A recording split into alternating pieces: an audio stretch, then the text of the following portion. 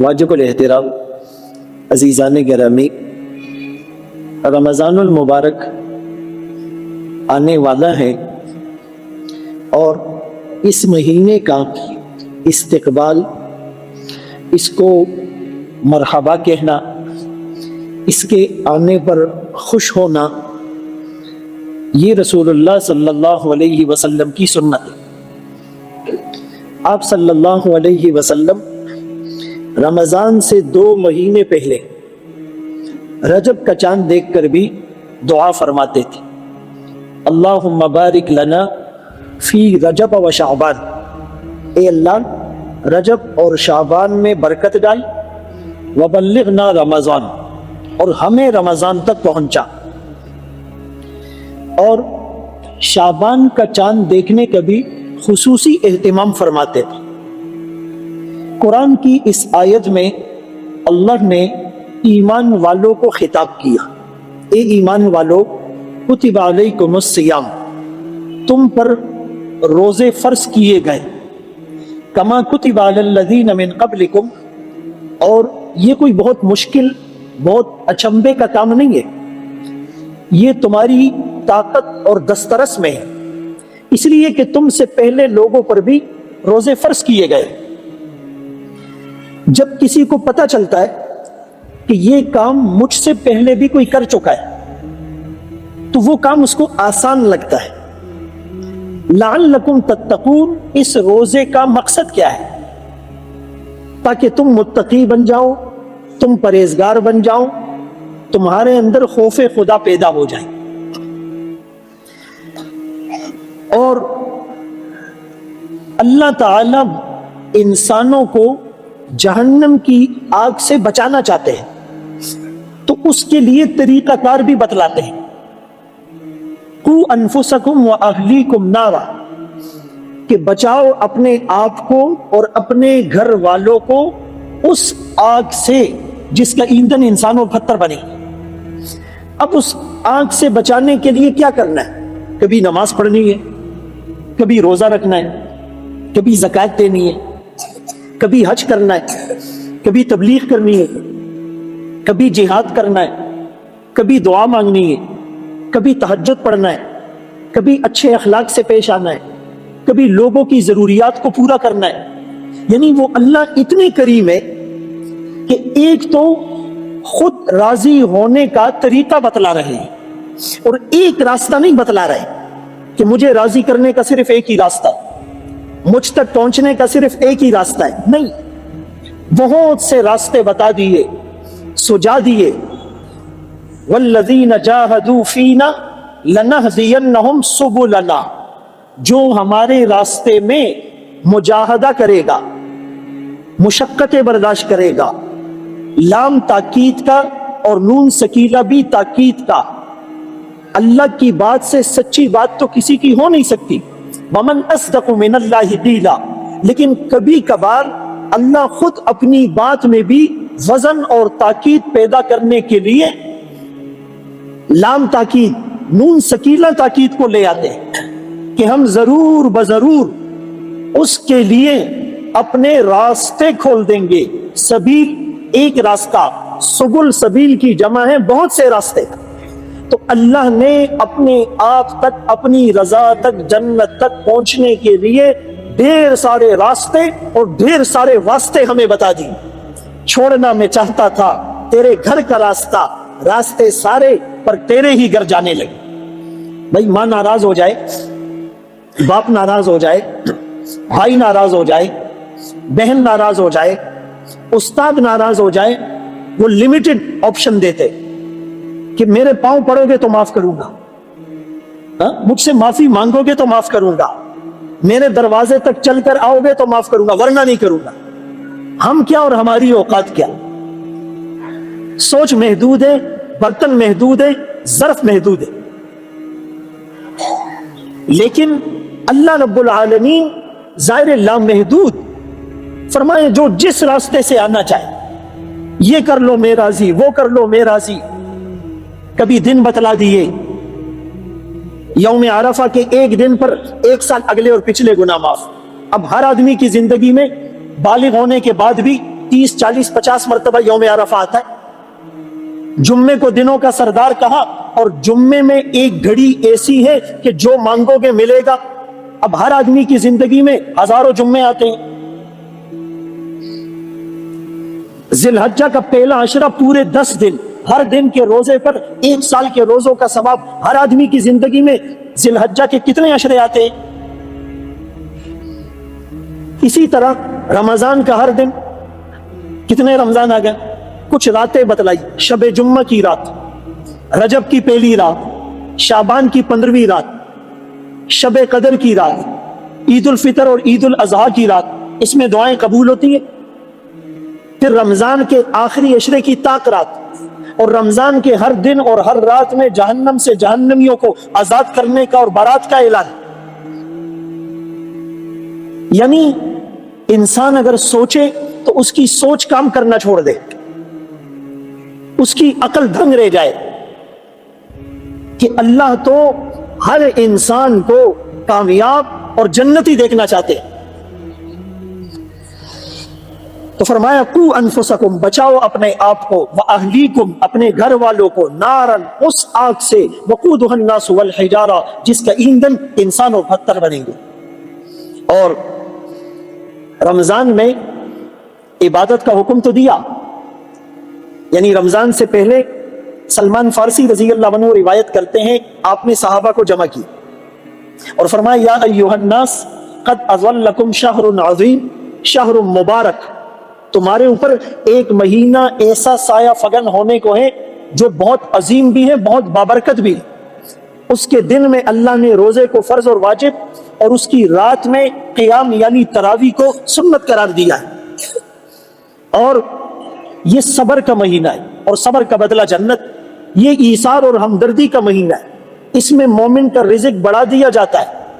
इसमें नफिल पर फर्ज और फर्ज पर 70 फर्जों का सवाब मिलता है। ऐसा पैकेज आपको दुनिया में कहीं नहीं मिलेगा कि चांदी लेकर आओ और उसके बदले सोना ले जाओ, 1 रुपया लेकर आओ और उसके बदले 70 रुपए लेकर चले जाओ। ये रमजान में पैकेज है कि नफिल पढ़ोगे फर्ज का सवाब मिलेगा, फर्ज पढ़ोगे 70 फर्जों का सवाब मिलेगा, इफ्तार कराओगे बख्शिश का परवाना मिलेगा, और 1 घूंट पानी पिलाना, 1 घूंट लस्सी पिलाना, 1 खजूर का दाना देना, इस पर भी अल्लाह ताला मग़फ़िरत और बख्शिश का वादा फरमा रहे हैं। तो मेरे मोहतरम दोस्तों, भाइयों, बुजुर्गों, इस रमजान की पूरी अहमियत, पूरी फजीलत, पूरा इस्तेज़ार ज़हन में होगा तो रमजान में इबादत करने का मन चाहेगा और जी चाहेगा। अगर गुज़िश्ता प्रैक्टिस की तरह जो हमने 20, 30, 40, 50 रमजान गुजार दिए हर आदमी ने बलूगत के बाद, और कैसे गुजारे कि बस इतना पता है कि इसमें सेहरी करनी होगी, इफ्तार करनी होगी और ज्यादा से ज्यादा तरावी पढ़ लेंगे। ज्यादा लोगों ने तो इसको कारोबार का सीजन बना दिया। फरमाया जब रमजान आता है तो अल्लाह इंसानों की तरफ मुतवज्जे होते हैं। अल्लाह तो पहले भी मुतवज्जे थे, रमजान में खुसूसियत के साथ अल्लाह और मुतवज्जे होते हैं। अल्लाह हमारी तरफ मुतवज्जे होते हैं। अल्लाह चाहते हैं कि बंदा भी मेरी तरफ मुतवज्जे हो जाए, लेकिन बदकिस्मती यह है अल्लाह हमारी तरफ मुतवज्जे है, हम कारोबार की तरफ मुतवज्जे हैं, हम बिजनेस की तरफ मुतवज्जे हैं, हम दुकान की तरफ मुतवज्जे हैं। हमने दुकान की टाइमिंग 8 घंटे से 4 घंटे करने के बजाय 8 घंटे से 16 घंटे कर दी। फरमाया जो रमजान में अपने मातहत का बोझ कम करेगा, हल्का करेगा, तखफीफ और आसानी पैदा करेगा, अल्लाह इस पर आसानी पैदा करेंगे। हमने अपने मातहतों को 8 घंटे से 16 घंटे पर ले आए ताकि न ये नमाज पढ़ सके, न ये तरावी पढ़ सके, न ये दुआ मांग सके, न ये कुरान की तिलावत कर सके, न ये आराम कर सके, न ये एतिकाफ में बैठ सके, न ये तबलीग में जा सके, न ये किसी की खिदमत करके इफ्तार करा सके। और यही हाजी साहब पहली सफ में नजर भी आएगा, और ईद के दिन सबसे ज्यादा तैयारी के साथ वो आएगा जिसने सबसे ज्यादा रमजान के तक़द्दुस को पामाल किया हो। और शैतान से बचाने के लिए उस शैतान को जकड़ देते हैं। सुफ़िदतिश शयातीनु व मरदतुल जिन, सरकश जिन्नात और शयातीन को जंजीरों में और बेड़ियों में जकड़ दिया जाता है और जहन्नम के दरवाजों को बंद कर दिया जाता है। اور جنت کے دروازوں کو کھول دیا جاتا ہے اور جنت کو آراستہ اور پیراستہ کیا جاتا ہے. پوری ایک تیاری. یہ رمضان کی تیاری صرف زمین پر نہیں آسمانوں پر بھی ہو رہی ہے. صرف انسان اور جنات نہیں، فرشتے بھی استقبال کر رہے ہیں. آپ صلی اللہ علیہ وسلم نے فرمایا ماذا یستقبلکم وماذا تستقبلون. تمہیں پتہ بھی ہے کہ کون سی چیز تمہارا استقبال کر رہی ہے اور تم کس کا استقبال کرنے جا رہے ہو؟ پہلے توجہ دلائی. حضرت عمر رضی اللہ عنہ پوچھنے لگے آقا کیا کوئی وحی نازل ہونے والی ہے؟ آپ نے فرمایا نہیں. پھر حضرت عمر رضی اللہ عنہ نے پوچھا کیا کوئی دشمن حملہ آور ہونے کو ہے؟ آپ نے فرمایا نہیں. آپ نے فرمایا وہ مہینہ آ رہا ہے جس کی پہلی رات میں اللہ اہل قبلہ کی بخشش کا اعلان فرمانے والے ہیں. میرے محترم دوستو، بھائیو، بزرگوں، متوجہ ہو کر کیا کہا جاتا ہے؟ یا باغی الخیر اقبل، اے خیر کو تلاش کرنے والوں آگے بڑھو. یا باغی الشر اقصر، اے برائی کے پیچھے پھرنے والوں رک جاؤ، بریک لگاؤ، لگام دو اپنی ناجائز خواہشات کو، رک جاؤ، ایک قدم آگے نہیں بڑھنا. بہت بڑا مہینہ آنے والا ہے، پوری تیاری کے ساتھ اس کا استقبال کرنا ہے. میرے محترم دوستو، بھائیو، بزرگوں، اللہ اس مہینے میں تمہارے تنافس کو دیکھتے ہیں. تم ایک دوسرے سے نیکیوں میں آگے کیسے بڑھتے ہو؟ ہم تو یہ کرتے ہیں کہ اس نے 1 کروڑ کا مال ڈالا ہے، میں 2 کروڑ کا مال ڈالوں گا. اس نے دکان کی ٹائمنگ بڑھا کر 12 گھنٹے کی، میں 16 گھنٹے کر لوں گا.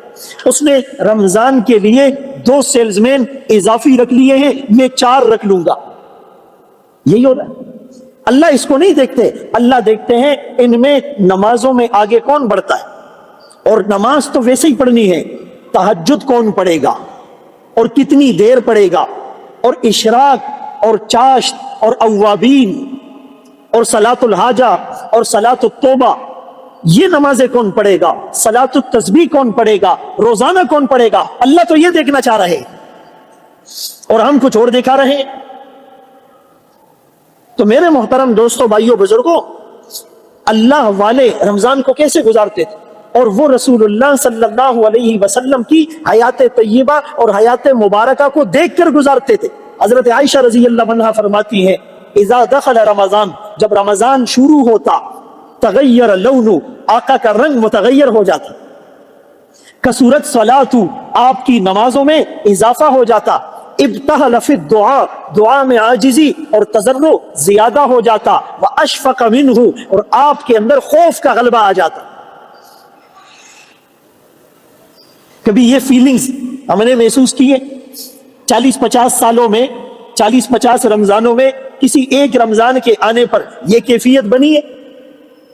اور فرمایا کہ اللہ کے رسول صلی اللہ علیہ وسلم تو ویسے ہی عبادت کرتے تھے، اتنی عبادت تورمت قدماہ کہ پاؤں پر ورم پڑ جاتے، لیکن رمضان میں اس سے بھی زیادہ ہو رہے. آپ تو ویسے ہی سخی تھے، لیکن رمضان میں آپ کی سخاوت اجود من الریح المرسلہ، تیز ہوا سے بھی آپ کی سخاوت بڑھ جاتی. تو میرے محترم دوستو، بھائیو، بزرگوں، اسی لیے انسان کو اللہ نے اگرچہ احسن تقویم بنایا ہے، اشرف المخلوقات بنایا ہے، اور 4 قسمیں کھا کر کہا، والتین، قسم ہے تین کی، والزیتون، اور قسم ہے زیتون کی، وطور سینین، اور قسم ہے طور پہاڑ کی، وہذا البلد الامین، اور قسم ہے اس امن والے شہر مکہ مکرمہ کی. 4 قسمیں کھا کر اللہ کیا بتا رہے ہیں؟ اور 4 قسموں کی بعد بھی تاکید، لقد، لام بھی تاکید کا، قد بھی تاکید کا، لقد، تحقیق خلقنا الانسان، ہم نے انسان کو پیدا کیا، فی احسن تقویم، ایک بہترین سانچے میں، ایک بہترین ڈیزائن کے ساتھ، ایک بہترین پروگرامنگ کے ساتھ، ایک بہترین کمبینیشن کے ساتھ، ایک بہترین امتزاج کے ساتھ، ایک بہترین اجزاء ترکیبی کے ساتھ. خلق کا، وہ پیدا کرتا ہے، فسوا کا، تناسب اعضاء کے ساتھ پیدا کرتا ہے، ہاتھ، پاؤں، آنکھ، ناک، کان، ہر چیز کے حجم اور سائز کے مطابق فی ای صورت ما شاء رکبک، کتنی خوبصورت شکلیں تمہیں اللہ نے دی، یصورکم فی الارحام کیف یشاء، رات کے اندھیرے میں، ماں کے پیٹ کے اندھیرے میں اور رحم کے اندھیرے میں، یخلقکم فی بطون امہاتکم، تین اندھیروں میں ایسا خوبصورت انسان اللہ نے پیدا کیا، لیکن اسی انسان اکرمکم اتقاکم، جو معزز، جو مکرم، جو تقوی والا ہے، خلقتہ بیدیہ، جسے اپنے ہاتھ سے پیدا کیا، اسی انسان میں اللہ نے نیکی کا مادہ بھی رکھ دیا اور بدی کا مادہ بھی رکھ دیا، فألہمہا فجورہا وتقواہا۔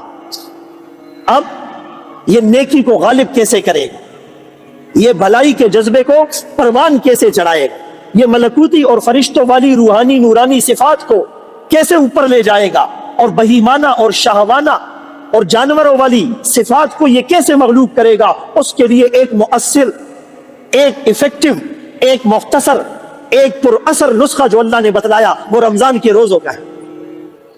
کیوں؟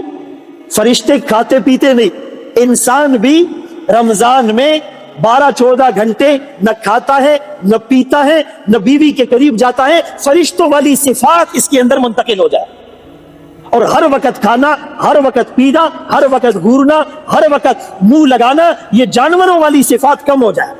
مقصد تو سمجھے؟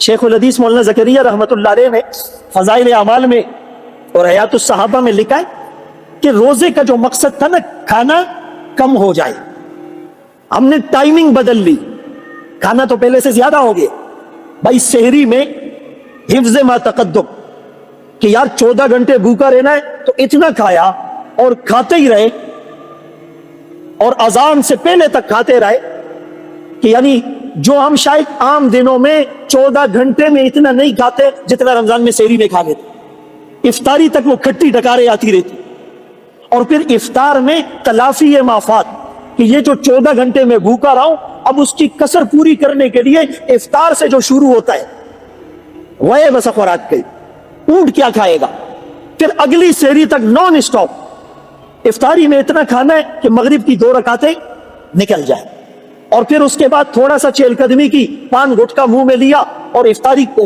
تراویح کسی نے پڑھی کسی نے، اس کے بعد جب جائے تو دسترخوان پوری آب و تاب کے ساتھ، پورے جوبن کے ساتھ لگا ہونا چاہیے، اخذ غریبانہ نے منگستڑی۔ بھائی عورت جو ہے نا، وہ رات کو 1-2 بجے سے سحری شروع ہو گئی، اکثر وہ بیچاری خود کچن میں ہوگی، اب حضرت سے بناستی پر لطف والی اور درزہ و رب شروع ہوں گی۔ اچھا پھر سحری کے بعد ہم تو سو گئے، عورتوں کی چھٹی نہیں ہے، وہ پھر بچے اسکول جائیں گے، ان کا تو روزہ نہیں ہے، ان کے لیے شروع ہوگی، پھر بچے اسکول سے 12 بجے آئیں گے، ان کو کھانا دینا ہے، اچھا 2-3 بجے پھر افطار کا پروگرام شروع ہو گیا، اس کو چاٹ کھانا ہے، اس کو پکوڑے کھانے ہیں، داغ بریانی خواہدا، اس کو قورمہ چاہیے، ایسا ہے۔ پھر افطار میں بڑی مشکلوں سے اس نے برتن دھوئے، وہ رات تراویح کے بعد دسترخوان میں شروع، یعنی عورت بیچاری کو تو ہم نے کسی کا کام کا نہیں چھوڑا، اور ہم نے سمجھا ہے ٹھیک ہے اس کو ثواب ملے گا، وہ روزہ دار کی خدمت کر رہی ہے، وہ دے دا مطلب نہ دے کہ وہ فرض نماز بھی نہ پڑھے، یہ ہم لوگوں نے اپنی تشریحات اور اصلاحات ایجاد کر دیے، بس تا کو ثواب ملاوی گی تو زمن غم کا، تم ہمارا غم کرو۔ حدیث میں آتا ہے سب سے برا برتن جو آدمی بھرتا ہے وہ پیٹ کا برتن ہے، سب سے برا برتن جو آدمی بھرتا ہے وہ پیٹ کا برتن ہے۔ تو اسی لیے رمضان میں ایسی روٹین ہو، میں منع نہیں کر رہا، آپ سحری میں 2-3 اچھی چیزیں کھائیں، اتنا کم بھی نہیں کھاؤ کہ کمر سیدھی نہ ہو، افطاری میں بھی اچھا کھائیں، لیکن عورتوں پر زیادہ بوجھ نہ ہو، اور ان کو عبادت کا ترغیب دو کہ بھائی تم نے تراویح پڑھنی ہے، تم نے سورہ یاسین پڑھنی ہے، تم نے 1 پارہ پڑھنا ہے، تم نے دعا مانگنی ہے، تمہیں بھی تو اللہ کے سامنے پیش ہونا ہے، اور خدمت پہ اس کو اجر ملے گا۔ منگ چری تورا کولے منگ تولر صلاۃ التسبیح کولے۔ بھائی اگر ہم سارا دن صلاۃ التسبیح پڑھتے، دن میں 15 پارے قرآن پڑھتے، ہر وقت بیانات کرتے، تو ہم لوگ خدمت اس حضرت کی ہو رہی ہے جو فجر سے پہلے سو جاتا ہے اور مازیگر رہا پاس 3 بجے اس طرح کی کلاوشی، آج تو جلدی اٹھ گئی، نہ زور جماعت سے پڑھتا ہے، نہ قرآن کی تلاوت کرتا ہے، اور عصر میں آ کے وہ بھی فروٹ لینے کے لیے آتا، اور رات کو اس حضرت کی خدمت ہو رہی ہے جو تراویح نہیں پڑھے گا، نائٹ کرکٹ میچ کھیلے گا، نائٹ ٹورنامنٹ میں اس نے جانا ہے، اور ہوٹل کی کرسیوں کو اس نے زنگ آلود کرنا ہے، کرسی ہوٹل والا ماتش 50 روپے کی چائے پینی ہے، 4 گھنٹے بیٹھا ہوتا ہے، اگیم دشر میں سویلے نشی چدے بپاسا سننا، اور رات کو ان ہوٹلوں میں یقین مانو 2-3 بجے آپ جاؤ، اچھا ہم چونکہ بیانات میں اور پروگرامات میں جاتے رمضان میں بھی تو رات کو لیٹ آتے. داوطلی داسی آبادی اور جمعتون تشی، اس سے بڑی بدقسمتی کیا ہو؟ ہوٹل آباد ہے، روڈ آباد ہے، ہاں چوک چوراہے آباد ہے، اللہ کا گھر آباد نہیں، رمضان میں بھی آباد ہے. تراویح کے بعد سب ایسے بھاگتے. تو بھائی اس رمضان میں کچھ ایسا کر لو کہ یہ ہماری نجات کا ذریعہ بن جائے. بہرحال میں کبھی کبھی جذبات میں بھی باتیں کر جاتا ہوں، وہ خبریں ٹولی رکھتی آگے. ہاں انسان کو اللہ نے جو بنایا ہے احسن تقویم، لیکن اس کا مقصد کیا ہے؟ بھائی میڈیکل سائنس ہے نا، جو لوگ ڈاکٹر بنتے، تو میڈیکل سائنس کا موضوع اور میدان کیا ہے؟ انسان کا بدن، علم الابدان، کہ بھائی آنکھ کے خلیے کتنے، کان کے آلات کتنے، دل کی شریانیں کتنی ہے، بلڈ سرکولیشن اور گردش خون کا نظام کیسے چلتا ہے، معدہ کیا کام کرتا ہے، جگر کیا کام کرتا ہے، دماغ کیا کام کرتا ہے، ہاں دل کے اندر کیسا پیچیدہ نظام ہے. یہ میڈیکل سائنس کا موضوع ہے. اور اس میں خرابی آئے تو کیا علاج ہوگا، یہ سب کچھ بتاتا ہے. لیکن میڈیکل سائنس یہ نہیں بتاتی کہ اس انسان کو اللہ نے بنایا کیوں ہے. ما خلقت الجن والانس الا لیعبدون، یہ قرآن بتلاتا ہے کہ میں نے انسان اور جنات کو اس لیے پیدا کیا، یہ میری عبادت کرے گا. سائنس نے پوری کائنات کو بتایا، ماہیت کو بتایا. سورج اس کی گرمی کیسے ہے، چاند کی چاندنی کیسے ہے، سیاروں کا نظام کون چلا رہا ہے، کل فی فلک یسبحون، آسمان کا جرم کتنا ہے، بادل کتنے نیچے ہیں، سورج اور زمین کا فاصلہ کتنا ہے، سورج کی روشنی زمین تک کتنے عرصے میں پہنچتی ہے، اور یہ بارش کا نظام کیسے چلتا ہے، گلیشیئر کیسے پگھلتے ہیں، اور زمین میں وائبریشن کیسے ہوتی ہے، اور درخت اور نباتات اور جس کو بایولوجی کہتے ہیں، اور فزک اور طبیعیات کیا ہے. پوری کائنات کی اشیاء پر ریسرچ کی. سائنس نے یہ نہیں بتایا اس کائنات کو بنایا کس نے ہے اور بنایا کیوں، یہ قرآن بتلاتا ہے. سنوریہم آیاتنا فی الآفاق، کافر کی یہ پہچان کہ آفاق میں گم ہے، مومن کی یہ پہچان کہ گم اس میں ہے آفاق. سنوریہم آیاتنا فی الآفاق، ڈھونڈنے والا ستاروں کی گزرگاہوں کا اپنے افکار کی دنیا میں سفر کر نہ سکا. وہ جس نے سورج کی شعاؤں کو گرفتار کیا، من کی شب تاریک سحر کر نہ سکا. انسان اور مسلمان اور کافر میں فرق ہے. کافر کا سارا فوکس دنیا دنیا دنیا.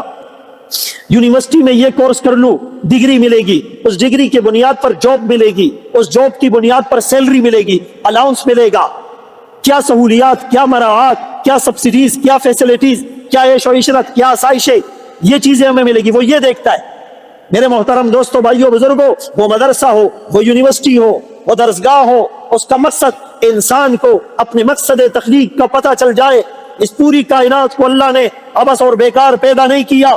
افحسبتم انما خلقناکم عبثا، کیا تم یہ سمجھتے ہو ہم نے پوری دنیا کو بیکار بنایا ہے؟ نہیں نہیں، یہ پورا نظام چل رہا ہے، اللہ نے تمہارے لیے مسخر کیا. میں نے ایک پروگرام میں کہا سائنس کی بنیاد بھی قرآن نے رکھی، ریسرچ کا مادہ بھی انسانوں میں قرآن نے منتقل کیا. انسان تو کہتا تھا سورج میرا خدا ہے، چاند میرا معبود ہے، پہاڑ میرا خدا ہے، آگ کی پرستش اور پوجا کرتے تھے. جو جس کو خدا مانتا ہے اس کو توڑنا تو دور کی بات، اس کو ٹچ بھی نہیں کرتا. انسان نے کہا یہ تمہارے معبود نہیں، سخر لکم، اللہ نے اس کو تمہارے لیے مسخر کیا، اللہ نے اس کو تمہاری خدمت پر لگایا، اللہ نے اسے تمہارے لیے مامور بنایا، اللہ نے اسے تمہارے لیے خادم بنایا. جب انسان نے یہ سنا اس میں جرت تحقیق پیدا ہوئی کہ اچھا. پھر انسان نے سورج پر کمندیں ڈالی، چاند پر ریسرچ کی، زمین کو چیرا، پہاڑ اور بادلوں تک پہنچنے کی کوشش کی، پہاڑوں کو ذرات میں تبدیل کیا، پودوں کے اوپر ریسرچ کی. تو انسان سائنس اور ریسرچ کی دنیا میں آگے چلتا چلا گیا.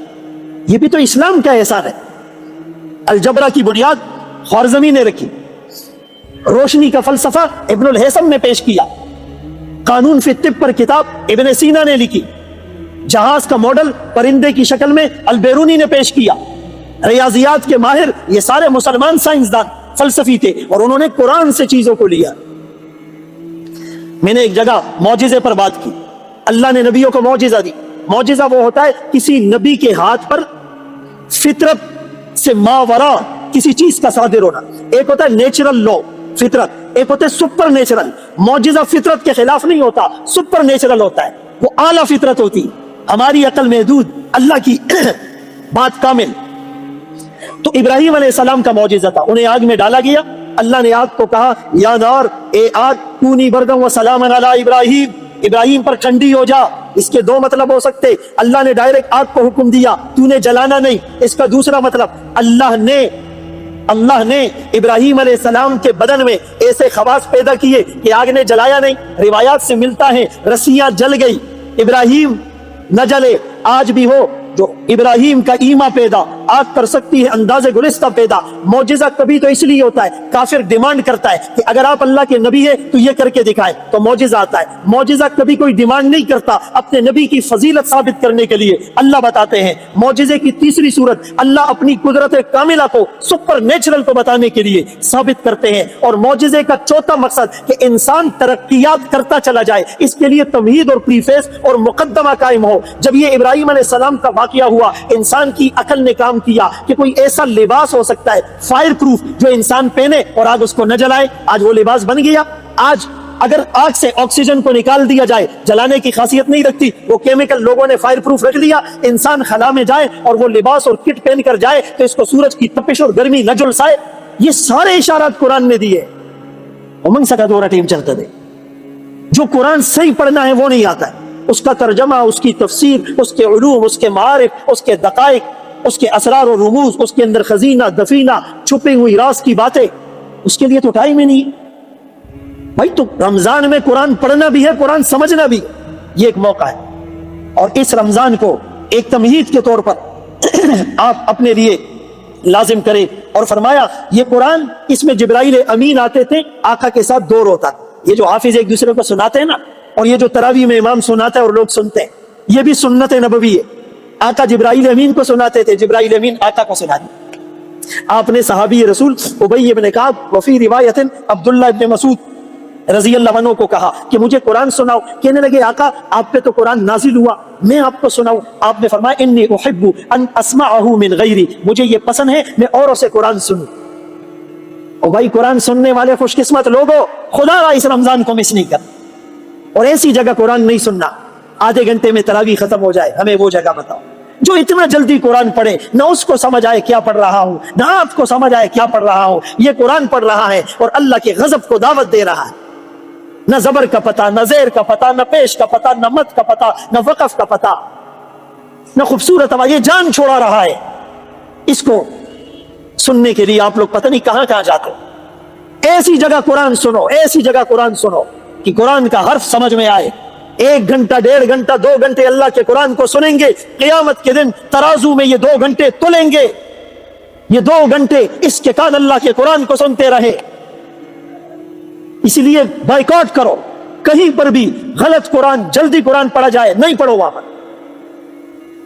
یہ بوجھ تو نہیں ہے چیزان تخلاصوں، نہیں، ایسے جھوم جھوم کر قرآن پڑھو کہ تمہاری روح انگ انگ میں سرور آ جائے، ٹھنڈک آ جائے، مزہ آ جائے۔ یہ کس کا قرآن ہے؟ یہ نازل کرنے والے کون؟ یہ لانے والے کون؟ یہ جس کے قلب اطہر پہ اترا وہ کون؟ یہ جس رمضان میں اترا، انزل فیہ القرآن، یہ وہ قرآن پہاڑ پر آئے، پہاڑ ریزہ ریزہ ہو جائے۔ یہ وہ قرآن جس کو اٹھانے سے جنات نے انکار کیا، فرشتوں نے انکار کیا، حملہ الانسان، انسان نے اٹھایا ہے۔